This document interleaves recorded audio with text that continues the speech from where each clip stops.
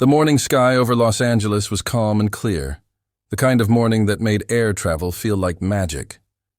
Passengers of Flight 782 boarded the Boeing 737, some still half asleep, others chatting eagerly about their destinations. Among them was 18-year-old Emma Blake, a quiet girl with big dreams and eyes that always drifted toward the sky. She wasn't a pilot, not officially. But ever since her father, a retired Air Force pilot, had taken her to airshows as a child, she had memorized every sound, every switch, every move inside a cockpit. For her, flying wasn't just a dream. It was destiny waiting for its moment. As she settled into her seat by the window, the sunlight glinted across the silver wings of the aircraft. She smiled. Her headphones played soft music, and she imagined herself sitting in the cockpit, hands steady, eyes locked on the horizon. "Ladies and gentlemen, this is your captain speaking," came the calm voice of Captain Ross, a 25-year veteran with a record of perfect flights. His co-pilot, First Officer Daniels, responded with a thumbs up as they began their pre-flight checks. Everything was normal, or at least it seemed so. Flight 782 took off smoothly, its engines roaring with life as it climbed through the clouds. From the cabin, the city below looked like a patchwork of light and motion. Emma watched in awe, her heart racing with the rhythm of the sky. Hours passed. Drinks were served. Passengers relaxed. The cabin crew smiled. Everything was ordinary, until it wasn't. At exactly 11:47 a.m., a strange sound came from the cockpit, a sharp metallic clunk, followed by silence. The cabin lights flickered once, then stabilized. No one thought much of it, except Emma. Her ears caught it instantly. That sound didn't belong in a healthy aircraft. In the cockpit, alarms began flashing red. "Engine 2 failure," Daniel shouted, his hands moving rapidly across the controls. "Switching to manual override," Captain Ross replied, his voice firm but tense. Passengers began to notice the plane dip slightly. The steady hum of the engines wavered. A few people exchanged nervous glances, but the flight attendants reassured them it was just turbulence. Then, without warning, a loud explosion rocked the aircraft. The right engine burst into flames. Oxygen masks dropped from the ceiling. Screams filled the cabin. Emma's heart pounded. She tried to stay calm, remembering every safety procedure her father had ever taught her. But this wasn't a drill. This was real. "Ladies and gentlemen," came a trembling voice over the speaker, "we are experiencing a technical failure. Please remain seated." In the cockpit, chaos unfolded. The explosion had damaged not just the engine, but also the hydraulic system, making it nearly impossible to control the aircraft's pitch and roll. Captain Ross fought to stabilize the plane while Daniels sent an emergency signal to air traffic control. Flight 782, declaring Mayday. Engine out. Partial hydraulic failure, altitude dropping fast. The aircraft was descending through 20,000 feet, losing height faster than expected. The controls felt heavy, unresponsive. Sweat dripped down Ross's forehead as alarms screamed in his ears. "Try the backup system," he ordered. Daniels nodded and flipped a series of switches. Nothing. Back in the cabin, fear spread like wildfire. A baby cried. Someone prayed aloud. Emma took a deep breath and looked around. Her instincts kicked in. She could tell the pilots were in deep trouble. The plane jolted again, throwing cups, trays, and luggage into the aisle. Through the cockpit door, slightly ajar, she could glimpse the frantic movement inside. And then she saw it. Captain Ross clutching his chest. His face pale. He was having a heart attack. The co-pilot shouted for help, trying to support him while still gripping the controls. The plane was dropping fast, 15,000 feet and falling. Emma's seatbelt clicked open. Her body moved before her mind did. She ran forward, steadying herself against the shaking cabin. The flight attendants tried to stop her. "Miss, you can't go in there." But she pushed through, her eyes locked on the cockpit. When she entered, the sight froze her blood. The captain was unconscious. The co-pilot, struggling to control the plane, was shouting into the radio. The control stick was stiff, almost locked.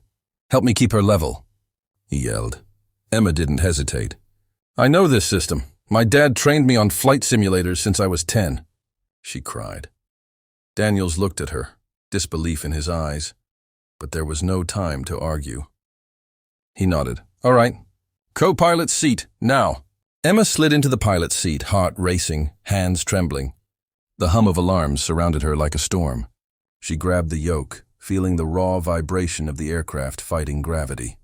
In that moment, the 18-year-old girl who had only ever dreamed of flying found herself fighting to save 178 lives. The cockpit of Flight 782 had turned into a war zone. Alarms screamed. Red lights flashed across the dashboard. The plane shook violently as if caught in a storm made of steel and fire. Emma Blake, the 18-year-old girl who had never flown a real aircraft before, now sat in the pilot's seat, hands gripping the control yoke so tight her knuckles turned white. Steady! Pull back just a little, yelled First Officer Daniels, sweat running down his face. I'm trying. Emma shouted back, her voice trembling but determined. The control column fought her every move. The plane was heavy, unbalanced. The right engine burned in the distance outside the window, leaving a black trail of smoke against the blue sky. Inside the cabin, panic had turned to chaos. People cried, screamed, clutched one another. A flight attendant tried to calm them through the intercom, but her voice shook with fear. Please remain seated. Oxygen masks on. We are attempting an emergency descent. The plane dipped hard to the left. Drinks, bags, and even trays flew through the air. A baby screamed somewhere near the back. Someone fainted. Someone else prayed louder. But in the cockpit, Emma's focus sharpened. She blocked out the noise, the fear, the chaos. All she could hear was the engine's dying growl and the voice of Daniels beside her. Hydraulics are gone, Daniels cursed. We've lost lateral control. What about manual trim? Emma asked quickly. Daniels turned toward her in shock. You know about trim? My dad taught me everything I could learn without a license, she said through clenched teeth. If we can balance the left wing, we can glide. She reached for the trim wheel and adjusted it carefully. The plane stopped rolling for a moment, then leveled slightly. Daniels looked at her with new respect. That's it! Keep her steady, he said. Down below, air traffic control scrambled. Flight 782, do you copy? Daniels pressed the transmitter. Mayday, mayday. This is Flight 782. We've lost our right engine, partial hydraulics, captain incapacitated. We need immediate vectors for emergency landing. The radio crackled with static, then a calm voice responded. Flight 782, this is Los Angeles Center. Copy Mayday. You're cleared for priority approach to Palm Springs International. Altitude check. Daniels looked at the instruments. We're at 12,000 feet and descending fast. Then let's make it count, Emma whispered. Her fingers danced over the switches as she fought to keep the aircraft level. Daniels was astonished. You've done this before? She smiled nervously. Only on simulators, but it's all muscle memory now. The plane began to stabilize, just barely. Okay, Daniels said. We're gliding on one engine. You control pitch and roll. I'll handle flaps and power. Got it, Emma replied, her voice steadier now. For a few precious minutes, silence filled the cockpit. The chaos below seemed distant. Emma stared at the horizon ahead, the desert below stretching endlessly, sunlight bouncing off the cracked earth. They were still 60 miles from Palm Springs, and the right wing's fire was growing. Fire suppression system? She asked. Already tried. It's not responding, she clenched her jaw. Then we'll have to descend faster and starve the flame. Daniels gave her a stunned look. You're thinking like a pilot. I am one, she said quietly. At least for today. Then, suddenly, the fire spread. Flames licked at the fuselage, and smoke began seeping into the cabin. The alarm shrieked louder. In the cabin, passengers coughed and gasped for air. The flight attendants moved fast, handing out wet towels and trying to calm the terrified crowd. We're going to be okay, they shouted, even though their own hands trembled. Emma looked back at the cabin door, seeing the smoke begin to curl in. Daniels turned to her, desperate. We can't make it to Palm Springs if that wing goes. We'll have to ditch. Not yet, Emma said. Her eyes were fierce, focused. There's an airstrip. There has to be one closer. She glanced at the navigation screen, scanning for nearby airports. There, she pointed. Joshua Airfield, 18 miles northwest. Daniels checked the chart. That's a private airstrip. It's short. We don't have a choice. He hesitated only a second, then nodded. Okay, you fly, I'll guide. Emma took a deep breath. The sweat on her forehead glistened under the warning lights. She gently pulled the control yoke, trying to maintain glide speed. Every second mattered. Every movement had to be perfect. The ground rushed closer. Mountains loomed in the distance. Daniels called out, "Speed 180 knots, altitude 6,000 and dropping." Emma gritted her teeth. "Flaps 10 degrees. Prepare for emergency landing." "Passengers are secured," the flight attendant called through the intercom, her voice breaking. Daniels radioed, "Joshua Airfield, this is Flight 782. We are declaring an emergency. Requesting immediate clearance." No response. "Static. Try again," Emma urged. He repeated the call. Finally, a small voice came through. "Flight 782, Joshua Airfield, runway clear." "You're good to land if you can make it." Emma smiled faintly. "We're making it." The right engine sputtered once more, then went completely silent. The propeller stopped spinning. The plane was now a glider, descending faster than ever. Daniels shouted numbers. "Altitude 3,000, speed 160, terrain ahead." Emma's hands moved like lightning. "Flaps full, gear down. Keep it steady." The wind screamed outside. The ground was rushing up. The airstrip appeared in the distance, a tiny, narrow strip of asphalt surrounded by desert. "Too short," Daniels warned. Emma didn't blink. "Then we'll make it fit." The nose dipped. The plane roared toward the earth. At that moment, every passenger held their breath. The desert stretched endlessly below as Flight 782 dropped through the clouds like a wounded bird. Inside the cockpit, every second felt like an hour. The warning alarms had gone from sharp blares to a constant, haunting buzz, a sound that told everyone aboard there might be no way out. But Emma Blake, the 18-year-old sitting in the pilot's seat, refused to give up. Her hands were slick with sweat, her heart thundered.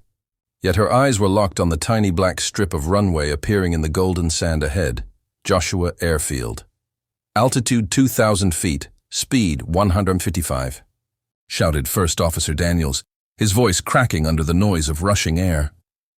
Emma's jaw tightened. Keep the flaps steady. "Gears down." "Gear down and locked." The right side of the plane still burned faintly. The right wing structure was damaged. The ailerons barely moved. The Boeing 737 wasn't designed for such punishment. Every vibration threatened to tear it apart mid-air. "Brace for impact," Daniels whispered. "Not yet," Emma said. "We're landing, not crashing." She pulled slightly on the yoke. The nose rose gently, stabilizing their descent. The horizon leveled. For the first time since the explosion, the plane wasn't shaking violently. "Beautiful," Daniels murmured. "You've got her." In the cabin, passengers held each other, crying, praying, whispering names of loved ones. The chief flight attendant's voice trembled through the speakers. "Brace." "Brace, heads down, stay down." Emma tuned out the chaos. Her father's voice echoed in her head, words he'd said years ago when they flew a simulator together. "A pilot isn't the one who takes off perfectly. A pilot is the one who doesn't give up when everything falls apart." Her eyes watered, but her hands didn't shake. "Speed 140, Daniels said. "We're too fast," Emma replied. "Flaps full." Daniels flipped the lever. The wings extended their final flaps, adding drag, slowing them, but also reducing lift. The aircraft wobbled. "Easy," Daniels warned. "I've got it," Emma said firmly, adjusting pitch with micro-movements, inch by inch. Outside, the desert wind blew hard, kicking up sand that blurred the edges of the runway. The plane was coming in too low, too fast, and too heavy. "Altitude 800 feet. Emma exhaled slowly. "Hold on." The ground rose up fast. The sun glared through the cracked cockpit glass. The aircraft was gliding, powerless, with just enough momentum to reach the airstrip. "Speed 130, Runway in sight. Daniels yelled. Aligning now, Emma said. She twisted the yoke carefully to the left, fighting the drag of the damaged engine. The plane responded sluggishly, but it obeyed. Come on, she whispered. Just a little more. Then, a massive gust of crosswind hit. The right wing dipped sharply. The plane veered sideways. Counter it, Daniels shouted. I'm trying. The controls felt like stone. Emma gritted her teeth, slammed her foot on the left rudder pedal, and forced the yoke in the opposite direction. The plane groaned, metal screeching, wings trembling, but it straightened out. Perfect, Daniels gasped. You did it! Not yet, she muttered. The runway rushed closer. 400 feet. 300. 200? Speed 120. Flare at 100, she said. At exactly 100 feet above the ground, Emma pulled back slightly on the yoke, enough to lift the nose and soften the descent. The wheels hit the ground. Boom! The entire cabin shook violently. Oxygen masks swung like pendulums. The left tire burst on impact, throwing sparks across the asphalt. Reverse thrust, now! Daniels shouted. Right engine's dead. Then brakes! All brakes! Emma slammed the pedals. The smell of burning rubber filled the air.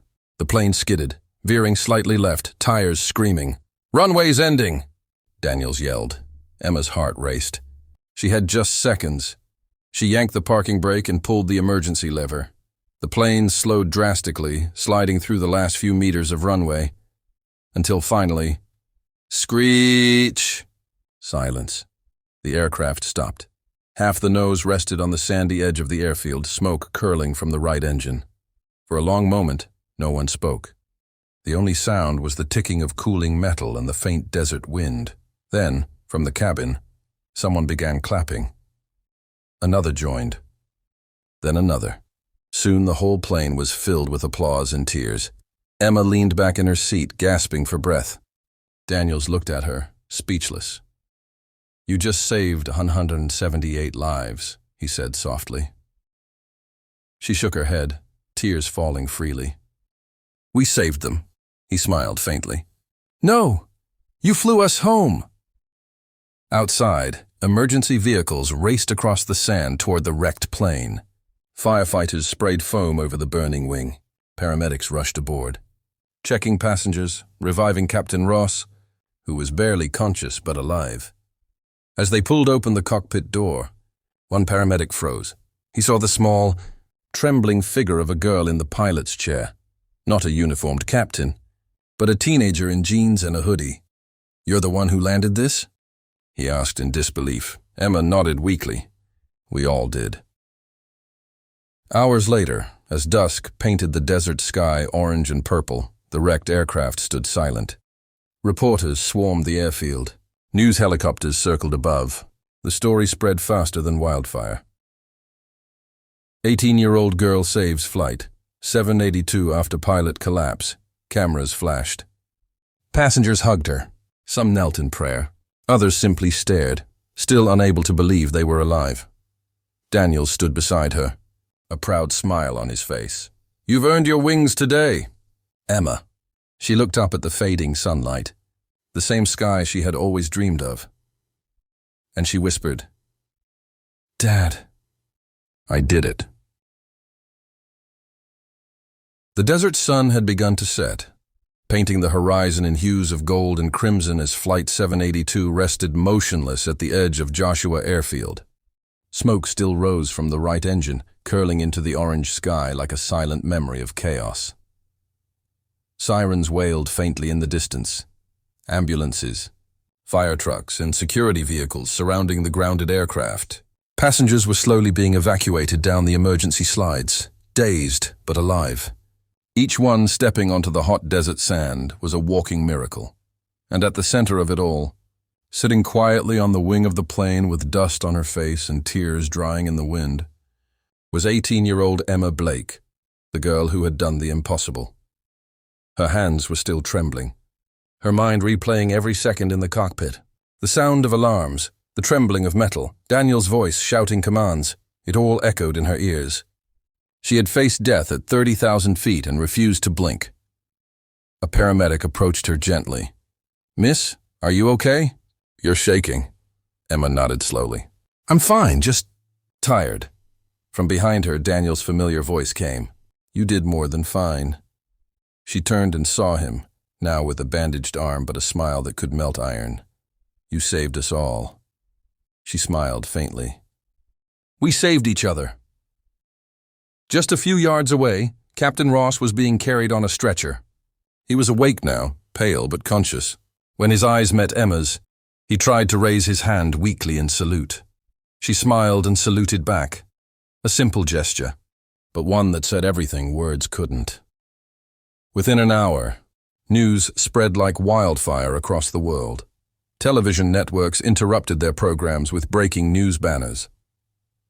Teen girl takes control of jet, saves 178 lives. Hero at 30,000 feet, the story of Flight 782. Clips of passengers crying and hugging each other played on repeat. Social media exploded with hashtags. Flight 782, Emma the pilot, real-life hero, miracle, in the sky. Reporters arrived at the airfield gates, shouting questions. "Emma, how did you manage to land the plane? Are you a licensed pilot? Do you realize you just made aviation history?" But Emma wasn't ready for cameras or fame. She just wanted silence. She wanted to breathe. So she sat beside the wing until the chaos faded into the distance, listening to the wind whistle through the broken engine. Daniels joined her quietly, carrying 2 bottles of water. He handed her one. "You know," he said softly, "I've flown for 20 years. I've never seen anyone stay that calm, not even trained captains." Emma laughed lightly. "I wasn't calm. I was terrified." He shook his head. "No, you were a pilot." There was a long silence between them. The desert wind brushed her hair, and the last rays of the sun glowed across her face. "Do you think they'll let me fly again someday?" she asked. Daniels smiled. "After what you did today, the whole world's going to want you in the cockpit." The next morning, the world woke up to Emma's name on every front page. The girl who took the pilot's seat. Teen hero saves Flight 782. Videos of passengers describing her bravery went viral. A little boy who had been on the flight told reporters, "She looked like an angel when she was flying the plane." Aviation experts were stunned. How could an 18-year-old with no license control a Boeing 737? She must have had exceptional training and nerves of steel. When investigators replayed the cockpit voice recorder, they found her voice steady through the chaos, giving calm, precise instructions alongside Daniels. Even the Federal Aviation Administration, FAA, released a statement calling her actions heroic and technically extraordinary. Days later, Emma stood at a small press conference, wearing a simple white shirt and jeans, no pilot uniform, no medals, just her quiet grace. Dozens of reporters pointed microphones toward her. She took a deep breath and said softly, "I didn't save anyone alone. Every passenger who stayed calm, every flight attendant who helped, every prayer that was whispered, they all landed that plane. I just happened to be holding the controls." The crowd fell silent. Cameras clicked softly, capturing the tears glistening in her eyes.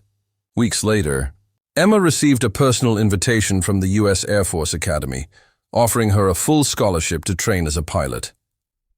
When she opened the letter, her hands trembled again, but this time with joy. Her father, standing beside her, wiped away a tear. "You were born for the sky," he said proudly. Emma looked up at him and smiled. "No, Dad, I was saved by it." Months passed. Life slowly returned to normal, or at least as normal as it could for someone who had become a global hero. But for Emma, the real reward wasn't the fame. It was the faces she remembered. The passengers, the little boy, the crying mother, the co-pilot who trusted her when no one else could. One evening, she visited the Joshua airfield again. The wrecked plane had been removed, leaving only tire marks on the runway. The desert was quiet, the air cool and still. She stood at the very spot where Flight 782 had stopped and closed her eyes. The wind brushed her face, soft, warm, familiar. In that silence, she whispered to herself, "Every ending is just another takeoff." And as the stars appeared above the darkening desert sky, Emma Blake smiled, knowing that her story wasn't the end of Flight 782. It was the beginning of her journey among the clouds. The end, she took the pilot's seat. A true tale of courage, fear, and the sky that made a hero.